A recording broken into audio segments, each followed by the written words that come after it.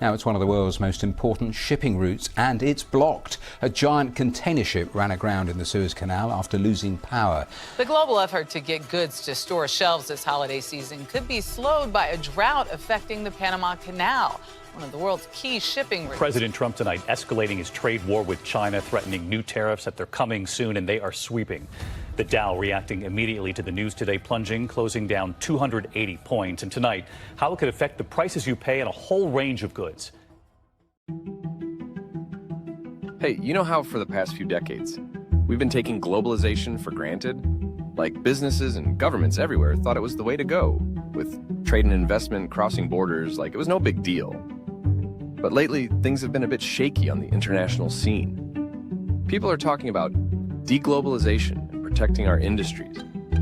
Countries are starting to pull back from global markets. So is globalization dead? Well, not exactly.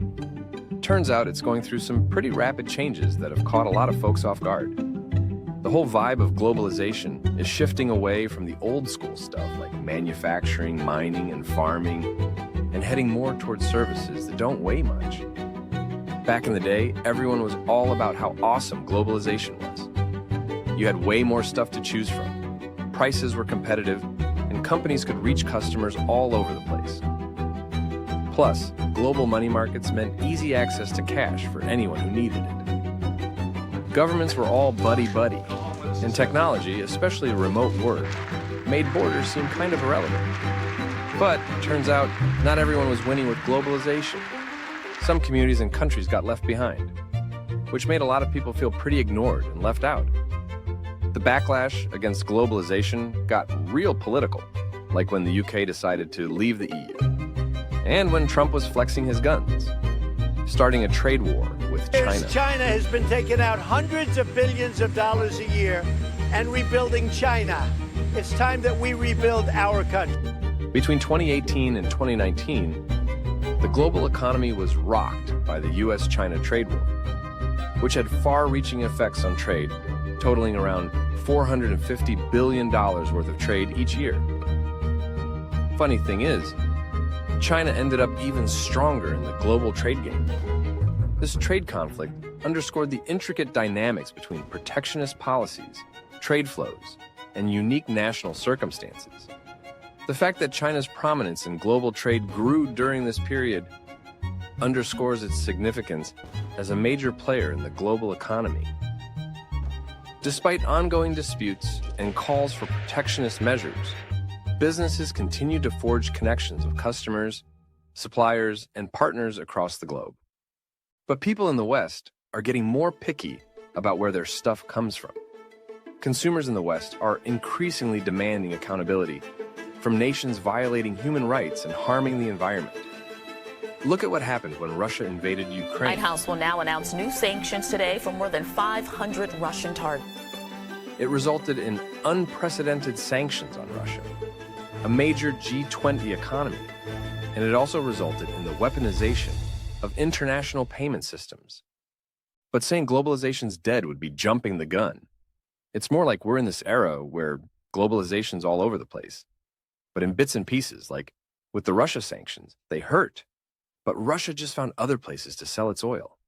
And companies are changing up their supply chains, trying to be more secure and less efficient. Then there's the tech side of things. Digital tech is making it easier to make stuff anywhere. So it's not all about bringing manufacturing back home, but more about making stuff closer to where it's going to be used.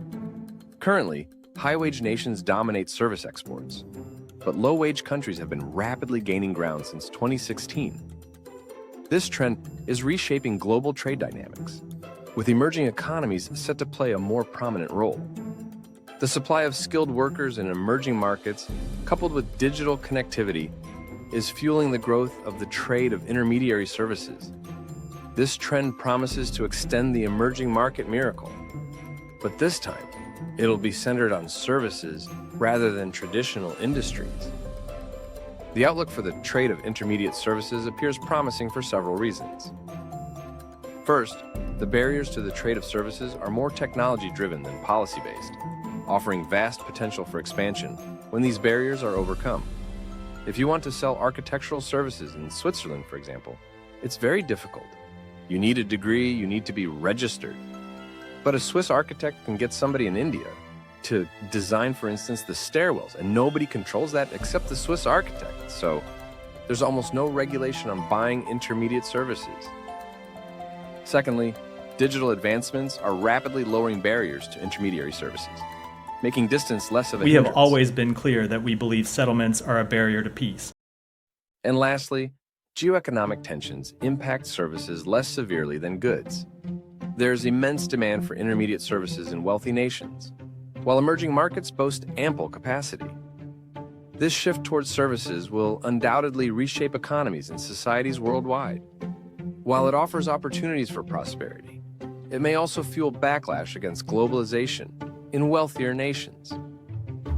This whole shift is going to shake things up big time, from how economies work to how people live their lives. As tech keeps zooming ahead, our jobs are going to change too. We'll be focusing more on the tasks machines can't do, those requiring human touch and local expertise. While some may find the term fragmented globalization contradictory, I argue that it's the most plausible scenario for the global economy, with the world increasingly organized into blocks, some more flexible than others. While complete deglobalization may not be imminent, it's unwise to anticipate a journey devoid of challenges and obstacles. The future is unpredictable, yet inevitable. Now is the time for individuals, families, and businesses to chart their course to seize emerging opportunities and navigate the changing landscape effectively. Thanks for watching. And remember, as a progressive liberal once said, love what you do, get good at it. Competence is a rare commodity in this day and age.